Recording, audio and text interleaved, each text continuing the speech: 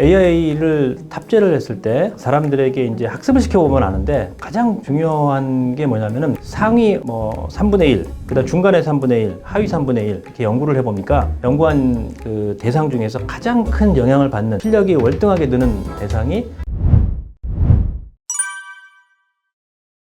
안녕하십니까. 미국의 NPU 유니버시티의 마상욱 교수라고 합니다. AI 융복합학과에서 근무하고 있습니다. AI 융복합학과는 최근에 트렌드에 맞추어서 교육학, 인문학에 AI를 어떻게 접목할 것인가, 어떻게 사용할 것인가를 연구하고 있는 활용에 방점을 둔 학과입니다. 우리가 한 4년, 5년 전에 시작했던 메타버스 관련된 열풍이 있었습니다. 근데 메타버스 같은 경우는 기기 자체가 아직까지는 너무 불편해요. 메타버스가 없어진 건 아닙니다. 근데 이제 제가 느끼기에는 10년, 20년 정도 다시 올 겁니다, 메타버스는. 4차 산업혁명 시대는 온라인에서 오프라인으로 가고, 오프라인에서 온라인으로 오는 O2O 기술이 가장 중요한 기술인데, 그 중에서 가장 핵심적인 엔진이 뭐냐? 이게 바로 인공지능입니다. 그래서 인공지능은 메타버스와는 다른 겁니다. 우리 교수님들 중에서도 AI가 왔다, AI를 개인이 쓸 수 있다라고 했을 때 어떤 말을 많이 했냐면요, 이 또한 지나가리. 그래가지고 왜냐하면은 메타버스도 지나갔고 공포 마케팅을 했던 모든 것들이 다 지나갔기 때문에 인공지능도 지나갈 것이다 라고 얘기했던 분들이 많습니다. 근데 저희가 바라보는 관점은 그렇게 지나가지 않고, 우리가 몸이 아프면요, 몸이 추우니까 옷을 입는 거고, 몸이 아프니까 웨어러블이라고 해서 로봇을 웨어러블로 입습니다. 그런 웨어러블로 입는 옷처럼 우리도 우리의 지적인 능력, 인텔리전스에 로봇 옷을 입는 것처럼 새로운 확장형 뇌를, 제가 이제 표현할 땐 그렇게 표현하는데, 외장 뇌를 달고 다니는 거죠. 그래서 다른 사람들은 하나밖에 안 쓰는데 외장 뇌를 10개, 20개를 달고 다니는 그런 효과를 내는 그런 새로운 인류가 올 것이다. 그래서 이제 호모 프롬프트라는 얘기를 쓰기도 하고, 새로운 인류, 사피엔스에서 다시 새로운 인류가 왔다, 이런 얘기를 하고 있는 겁니다. 아주 새로운 시대, 그러니까 모든 것이 변하는 시대, 이게 바로 어떻게 보면 산업혁명보다 더 큰 파워 웨이브가 우리에게 좀 다가왔다, 이렇게 볼 수 있는 겁니다.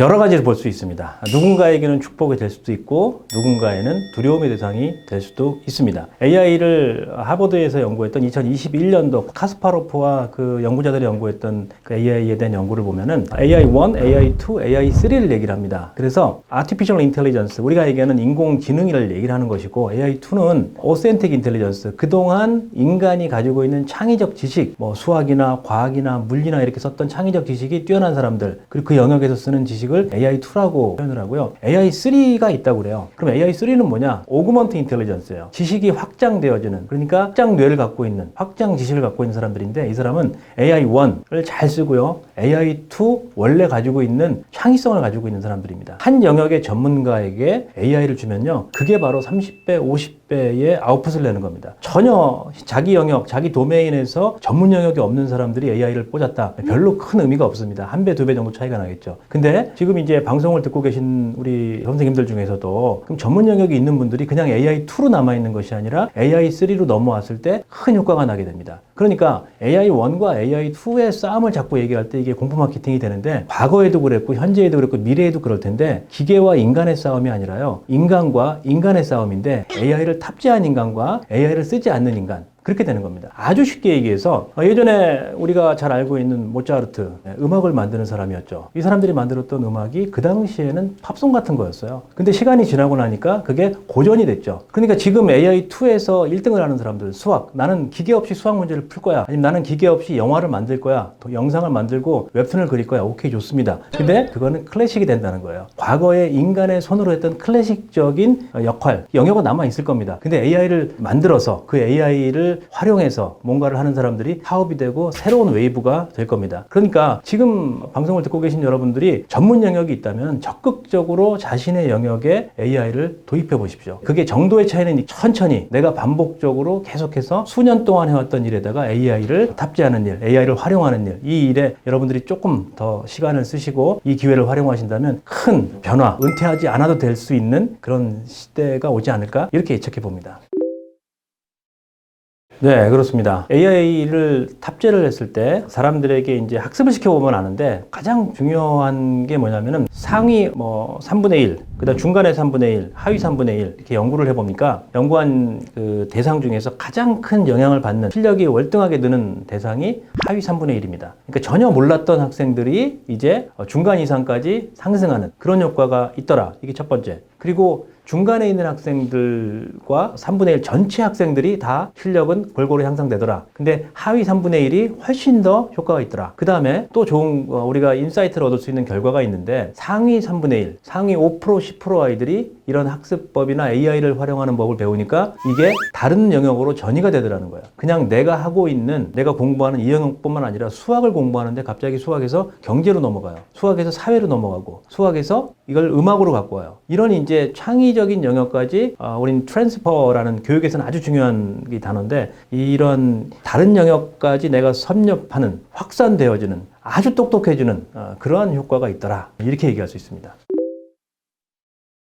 예전에 우리가 학문이라고 그러면은 신학에서 철학, 철학에서 여러 가지 교육학도 나오고 심리학도 나오고 학문이 분류됐죠. 그 다음에 자연과학과 인문학 이렇게 분류가 됐죠. 계속 분류된 역사가 천년 동안 있었습니다. 그리고 21세기가 되면서 인공지능이 들어오면서 이제 급격한 변화가 보이고 있는데 그게 뭐냐면 융복합입니다. 대표적인 예가 접니다. 저는 이제 인문학을 했지만 예전에 수학을 잘했거든요. 근데 인문학을 하는 사람은 수학을 할 필요가 없다는 거예요. 제가 인공지능을 하다 보니까 예전에 수학하던 게 스물스물 올라오고 그게 내가 좋아하는 거였는데 그러면서 이 수학과 과학 그리고 인문학 이것 세 개를 조합할 수 있는 능력 그리고 재미 이런 것들이 생기더라고요. 그러다 보니까 우리가 가지고 있는 상상력 그 다음에 많은 사람들이 우리에게 전해줬던 응용 능력 이런 걸 가지고 공학을 했던 그 기계적인 사람들보다 훨씬 더 좋은 아웃풋을 내고 더 큰 그림을 그릴 수 있는 그런 능력이 생겼다. 반대로 공학을 하는 사람도 마찬가지겠죠. 인공지능이 전공 쪼개졌던 학문을 다시 하나로 붙이고 있는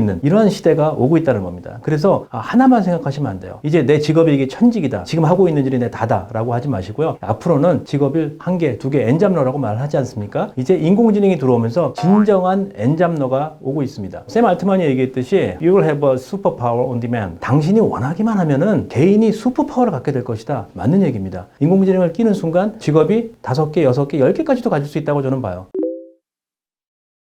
GPT를 처음에 2022년도에 이제 개인이 쓸 수 있게 되었을 때 많은 교수들이 두 가지로 갈렸습니다. 하나는 돈을 내고 써야 되겠다라는 쪽 하나, 또 하나는 그래도 나는 무료로 쓸 수 있는 것을 찾아다니겠다. 그래서 많은 분들이 한 1년 정도를 무료로 쓸 수 있는 걸 찾아다녔어요. 제가 해보니까 싼 건 비지떡이다 라는 게 첫 번째 우리가 결론이었고, 그리고 그때 이제 무료로 찾아다녔던 분들이 저보다 이제 한 10년, 20년 기술적 시간으로 봐서는 10년 정도 떨어져 있는 것 같습니다. 그러니까 무조건 유료를 쓰셔라. 근데 유료를 어떤 것부터 써야 될까? 저는 파운데이션 모델부터 유료를 써라. 그리고 어떤 거를 써야 될까? 1등 하는 기업을 써라. 다른 거가 없죠. 그냥 사회적으로 보면요. 1등 하는 거를 따라가야 되는 이유가 뭐냐면은 구글이 사실은 1등 기업이었죠. 근데 구글이 조금 이제 늦게 AI 경쟁에 제미나이가 최근에 이제 다시 힘을 얻고 있지만 중요한 거는 늦게 나오는 바람에 챗GPT를 가장 많이 썼죠. 오픈AI 거를 가장 많이 썼는데 오픈AI가 좋아서 쓰느냐? 그거 아니죠. 오픈AI가 1등을 하니까 쓰는 겁니다. 내가 할 수 있는 일에 가장 좋은 퍼포먼스를 내니까 이 기능들 중에서 이 같은 엔진을 가지고 아니면 자기들만의 엔진을 만들어서 한두 가지 기능을 가지고 발전시킨, 예를 들어 검색 기능이다. 그러면 이제 퍼플렉시티를 쓰죠. 그러면 그것만 있느냐? 그렇지 않습니다. 젠스파크 같은 경우는 아예 비교 검색, 교차 검색까지 해주니까 연구를 하거나 논문을 쓰는 사람들에게는 매우 좋습니다. 그래서 지금 상황에서는 글을 생성하는 것에서는 3대장이 있는데 첫 번째 챗GPT, 두 번째 클로드 3.5, 그리고 세 번째 제미나이 2.0 챗GPT를 추천합니다. 그리고 이제 그림을 생성해내는 이미지 생성형이 있죠. 이미지 생성형에서는 또 여러 가지 많이 있습니다. 그 중에서 1등하는 기업을 찾으시면 됩니다. 영상으로 가게 되면 이제 소라를 써야 되겠죠. 한 달에 200불씩 달라고 그러는데 만약에 전문 영역이시면 소라로 가시는 게 맞는 것 같고, 여러 가지 기술이 있는데 그 기술을 메인으로 쓰시는 것들을 먼저 잡으셔야 됩니다. 그래서 여러 가지 기술 중에서 제가 볼 때는 지금 파운데이션 모델은 챗GPT, 그리고 거기서 파생된 모델들 중에서 여러분들이 하고 계신 일과 관련된 특화된 AI AI들이 있습니다. 그것들은 이제 여러분들이 선택해서 쓰시는 거죠. 팁을 드리면은 구글에서 많은 게 나왔습니다. 노트북 LLM이라든가 구글 스튜디오 프로그램이라든가 이런 것들은 개인적으로 저 같은 경우에 예전에 이렇게 논문을 쓰다 보면은 제가 쓴 글들을 모아서 한쪽에 올려놓고 이 글에서만 지금부터는 가져와 그러면 검색을 그렇게 하는 거예요. 그래서 이제 RAG라는 기술인데 그런 기술들을 지금 이제 아주 쉽게 구현해주는 그런 역할들을 하는 것들이죠. 이런 것들을 좀 이렇게 골라서 쓰시면은 여러분들의 직업 영역에서 좋은 퍼포먼스를 낼 수 있고요. 사실은 지적인 능력이 이제 도태돼서 은퇴를 하는 건데 은퇴 안 하셔도 됩니다. 끝까지 가실 수 있습니다. 저도 은퇴 안 할 겁니다, 여러분들. 같이 한번 가보시죠. 많은 유튜브라든가 아니면은 뭐 사이트에서 보면은 이런 기술이 있어요, 이런 기술이 있어요. 이걸 다 우리가 섭렵한다 그래서 좋은 사용자 아니면 뭐 효과적인 스마트한 사람이 되는 게 아닙니다. 중요한 건 뭐냐면은 인간이 가지고 있는 사고하는 프로세스가 있어요. 어떤 일을 해결할 때 문제가 있으면 문제를 해결하는 프로세스가 있는데 그 프로세스를 얘한테 처음부터 끝까지 다 해줘? 절대 안 됩니다. 불가능합니다. 그럼 어떻게 해야 되느냐? 내가 사고하고 내가 일을 하는 프로세스를 먼저 분석을 하셔야 돼요. 그리고 그 프로세스 안에다가 이 LLM 모델, 라지 랭귀지 모델이 됐던 아니면은 생성형 어떤 모델이 됐던 그 모델을 어떻게 사용할 것이냐. 그리고 제가